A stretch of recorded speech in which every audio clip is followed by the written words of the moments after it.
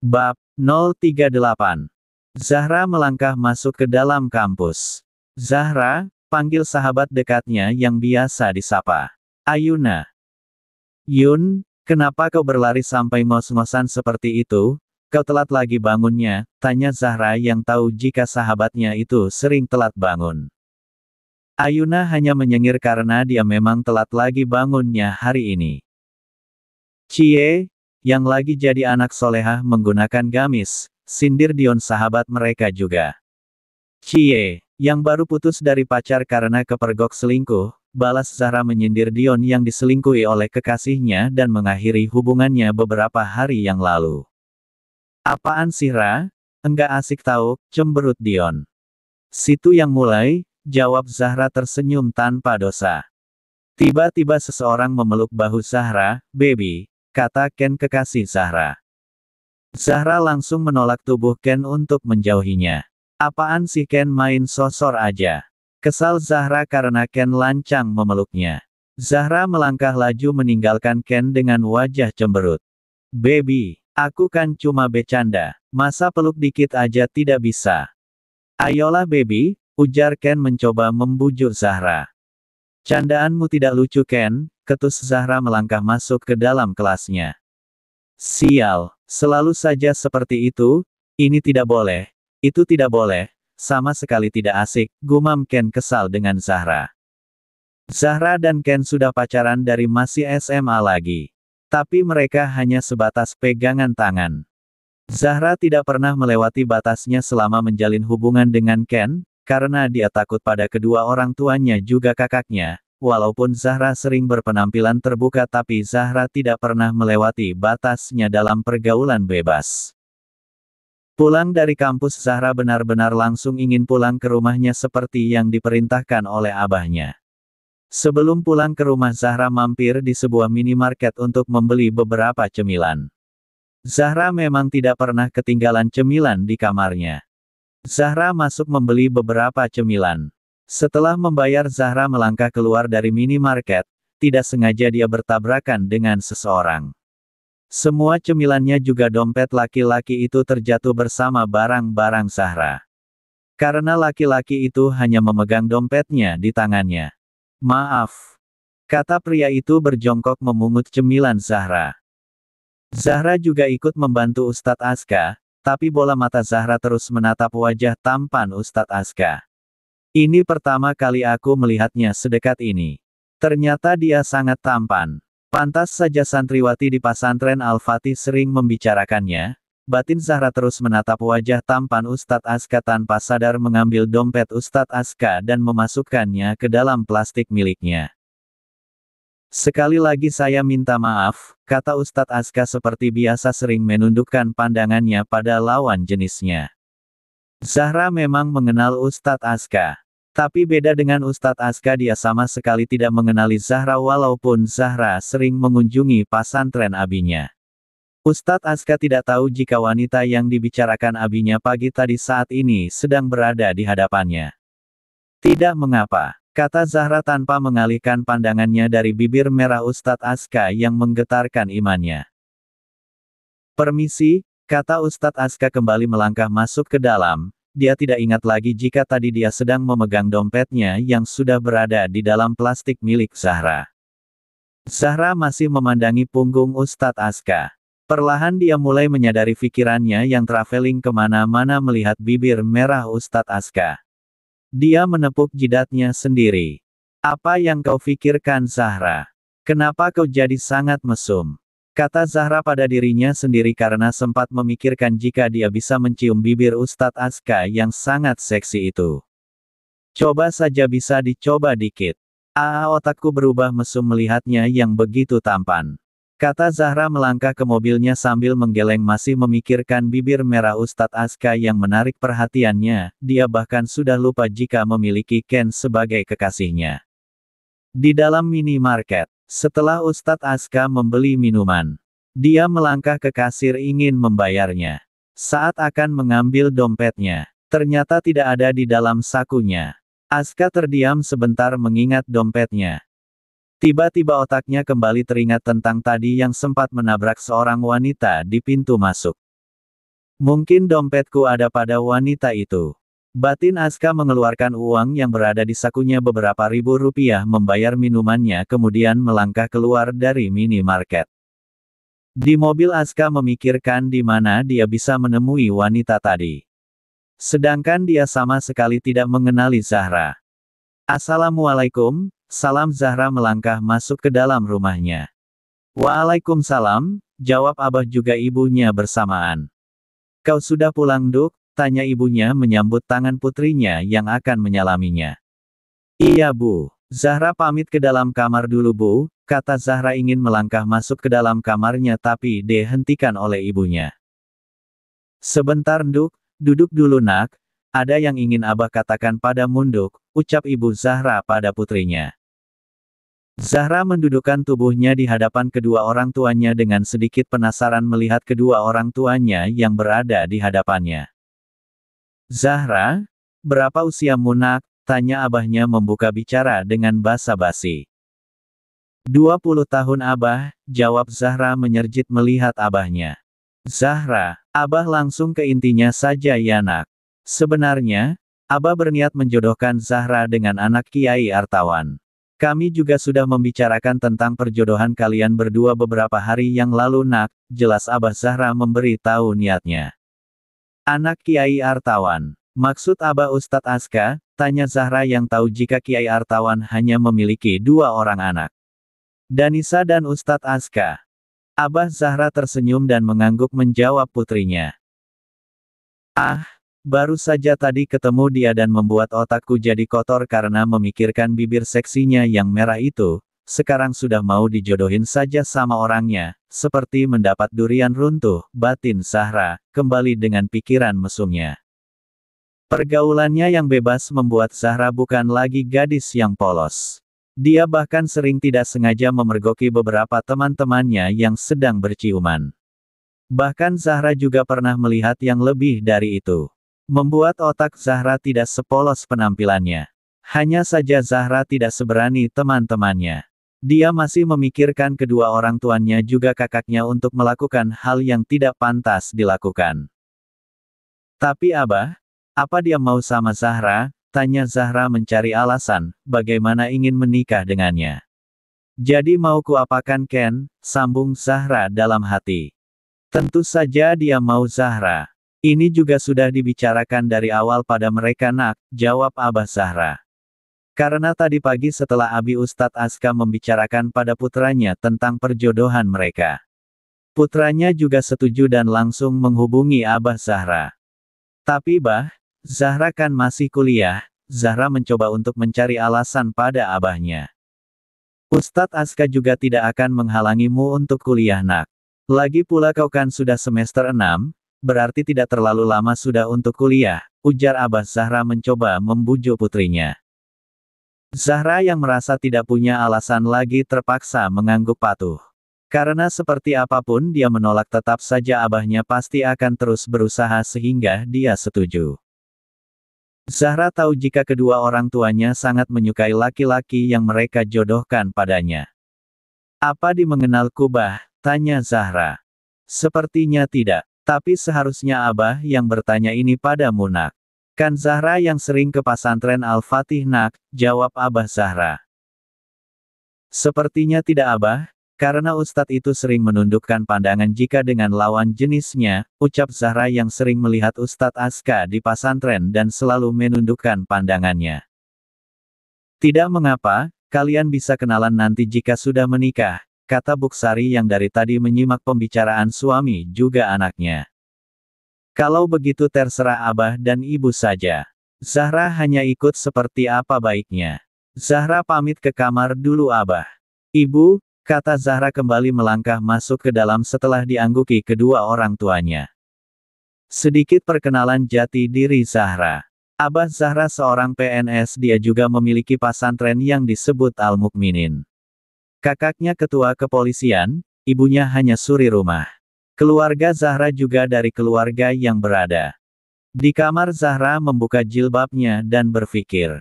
Bagaimana ini, bagaimana aku akan mengatakan ini pada Ken, batin Zahra menjambak rambut pirangnya. Zahra mondar-mandir memikirkan seperti apa ke depannya, dia tidak mau jika nanti Ken mengatainya pengkhianat.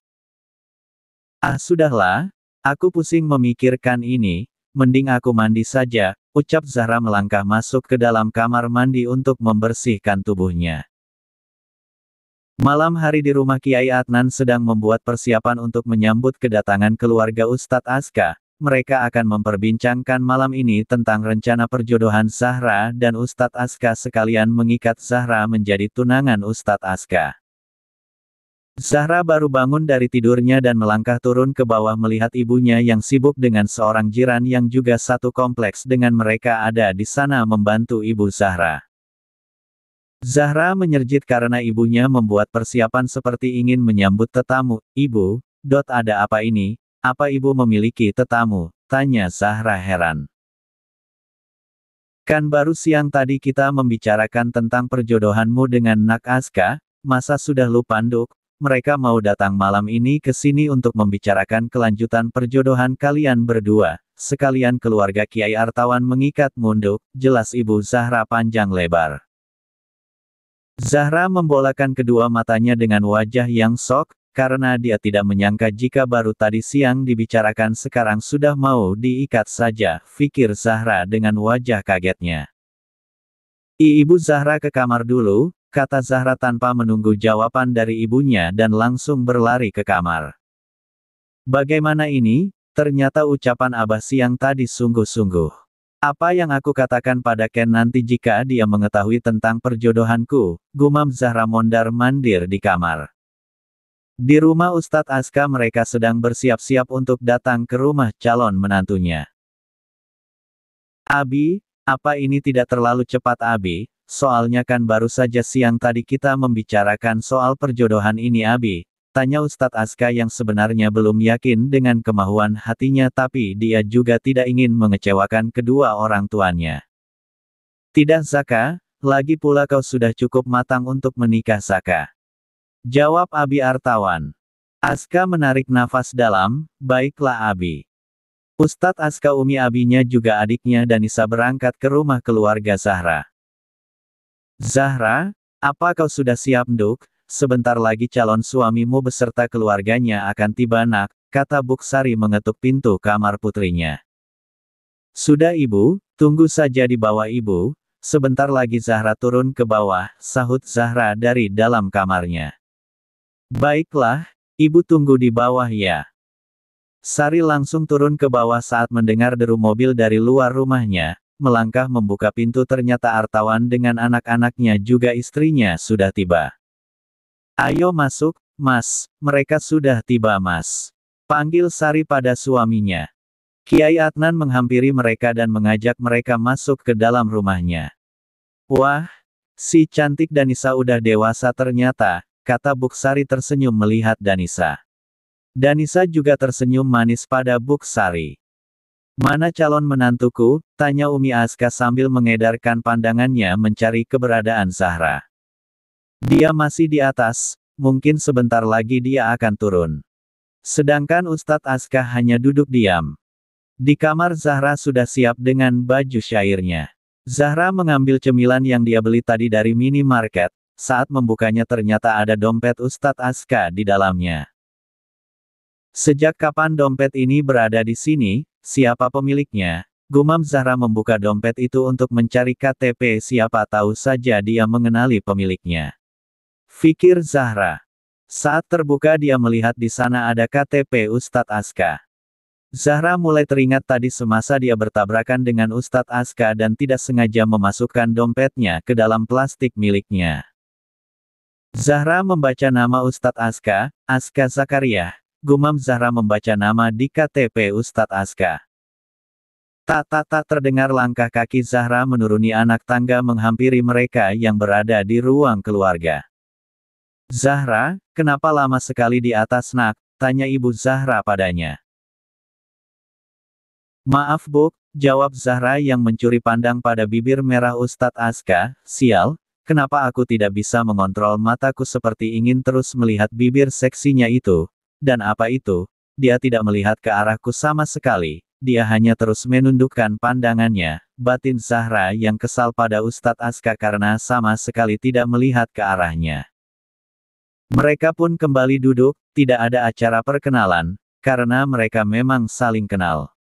Danisa dan Zahra juga kenal, hanya Ustadz Aska yang tidak mengenali Zahra. Bagaimana, apa mereka sudah saling setuju? Tanya Kiai Artawan membuka pembicaraan.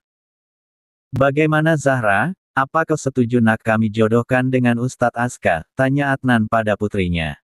Zahra mengangguk menjawab abahnya, karena mana mungkin dia menolaknya. Toh dia sudah menyetujuinya siang tadi. Terus, bagaimana dengan Muzaka? Tanya Abi Artawan pada putranya juga. Aska juga mengangguk menjawab abinya dengan masih sedikit menundukkan pandangannya seperti tadi. Alhamdulillah, jawab Umi Abi. Juga kedua orang tua Zahra, hanya Radit yang tidak berada di sana, karena Radit masih berada di kantor, dia memang selalu pulang lewat. Jadi kapan hari pernikahan mereka ditetapnya? Tanya Abi Artawan. Bagaimana jika 2 bulan lagi? Sahut Aba Adnan. Oke, setuju. Akhirnya mereka menetapkan hari pernikahan Ustadz Aska dan Zahra 2 bulan lagi dari sekarang. Ustadz Aska tidak sengaja mengangkat pandangannya dan bertemu pandang dengan Zahra yang dari tadi terus memperhatikan bibir merahnya. Zahra mengedipkan satu matanya pada Ustadz Aska saat mereka bertemu pandang. Aska langsung mengalihkan pandangannya dari Zahra dan beristighfar dalam hati, dia benar-benar sangat kaget dengan tingkah gadis di hadapannya itu, karena yang dia tahu gadis yang dijodohkan dengannya mengerti ajaran agama. Terus kenapa responnya sangat jauh beda? Fikir Ustadz Aska dalam hati. Bagaimana jika kita makan malam dulu? Ajak Ibu Zahra yang memang sudah menyiapkan makan malam. Mereka pun menyetujuinya dan makan malam bersama.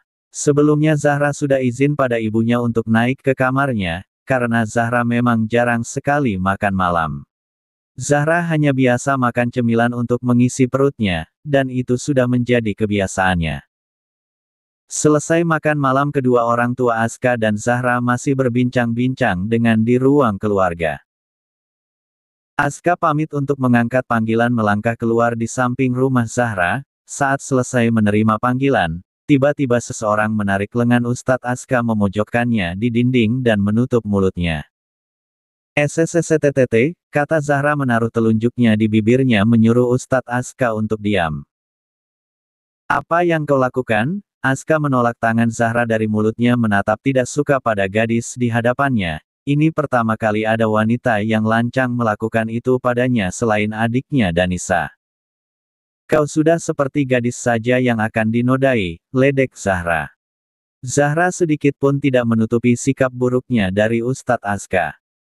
Apa yang kau inginkan? Kau sungguh tidak sopan, kata Aska berusaha mengecilkan suaranya.